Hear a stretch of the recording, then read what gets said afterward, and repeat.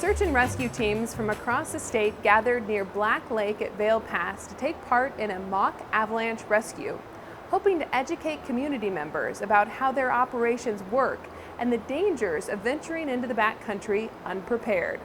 Search and rescue teams from across the state gathered near Black Lake at Vail Pass to take part in a mock avalanche rescue, hoping to educate community members about how their operations work and the dangers of venturing into the backcountry unprepared. This is so important because bringing awareness to backcountry safety and avalanche safety, especially and what these mountain rescue groups across the state do. They are an invaluable resource, but quite a limited resource. Representatives from about a dozen organizations statewide, including the Summit County Sheriff and members of the Summit County Rescue Group, were present to participate in the exercise and inform the public about the harsh consequences of avalanches, as well as to show the importance of rescue teams and the agencies supporting them and keeping their communities safe. What's really important is for people to realize that many times, especially here in Summit County, the Summit Rescue Group will run into situations where they'll get 2 and 3 missions at a time. And as we start to spread out these volunteer resources across missions, if there is a critical mission, it could end up in an unfortunate experience because now of the lack of the resource. The crews were out in the snow well into the afternoon, mixing groups and rehearsing full rescue simulations, showing everything from interviewing witnesses to beacon search, running probe lines, shoveling rotations, victim extraction, and debriefing.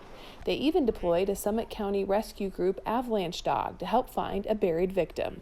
I think every single person on the team at some point could be someone who needs a rescue. You know, our team is made up of a lot of backcountry enthusiasts, whether it's, snowmobilers or AT skiers or whitewater rafters or whatever those kind of precarious situations are. I think that we've known people who've needed rescues, and it's just the luck of the draw some days whether you're going to be that person. So I think in order to feel confident that you're giving back to that community that you might need to take from at some point, honestly. And that's why I joined. Most, if not all, of the rescue team members do this on a voluntary basis. They do the exercises as volunteers, and they venture into dangerous situations to rescue and recover others, all without collecting a paycheck. I just enjoy helping people.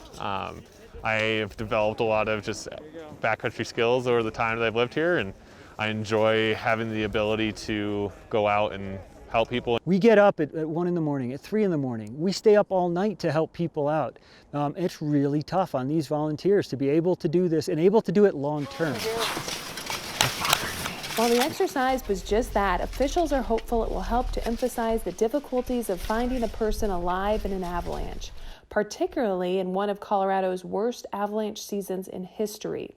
According to the Colorado Avalanche Information Center, there have been 13 people buried in avalanches and 11 deaths so far this season, tying the season with 2012-2013 as the second deadliest in state history. This year, the 2021 season has been a phenomenal year, record-setting year for avalanche death and injuries.